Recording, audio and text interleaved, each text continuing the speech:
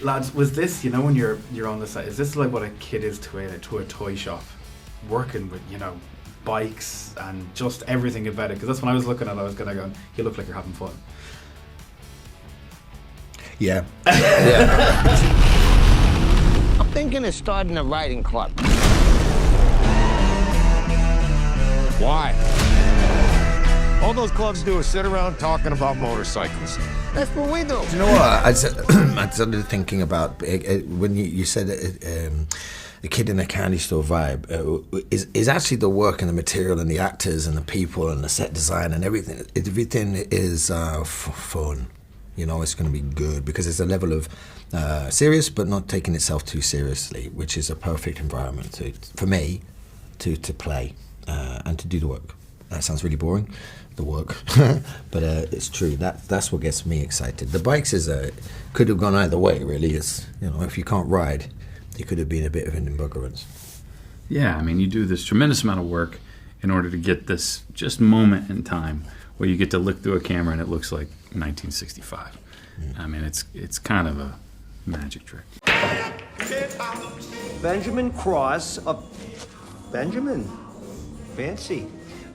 Cross of Elmwood Park was arrested and charged with 18 traffic violations, but not before reportedly running through 7 stoplights, hitting speeds over 85 miles an hour in 2 20-mile-an-hour school zones, and causing damage to 4 municipal vehicles as a result of the pursuit. How cool is that, looking at such amazing actors? Can't take your eyes off craft, them, you know? like, that's my biggest problem as a director. It's just like, well, who do I cut to? Or Shiv. Next question. Who do I cut? I believe in the last question. Okay, we're going to put your chair here. We're going to ask you what happened. Really awkward. Tom, we've got something to tell you. I know already. I know that. I got a taxi over from the tube, and I was on the phone to my mom when I says I was chatting to you today, and the taxi driver turned around and he was like, I know someone who knows Tom, and just started talking. He was your biggest fan, this taxi driver.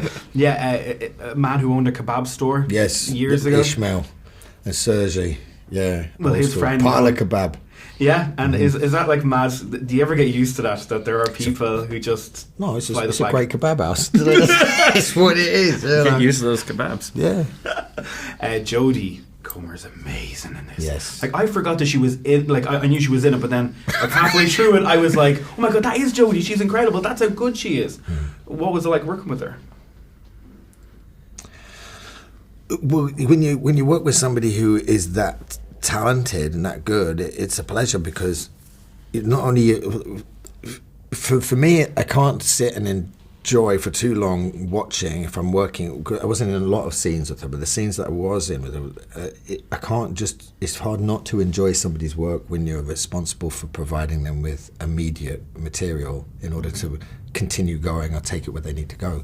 So that's both a privilege and it's a challenge to be present and to give the person who's clearly excellent the material that they need, which Jeff thankfully had written, and quickly pass it over so she can do what she needs to do with it and not fall off the lily pads of truth that as you place together a trajectory through a scene.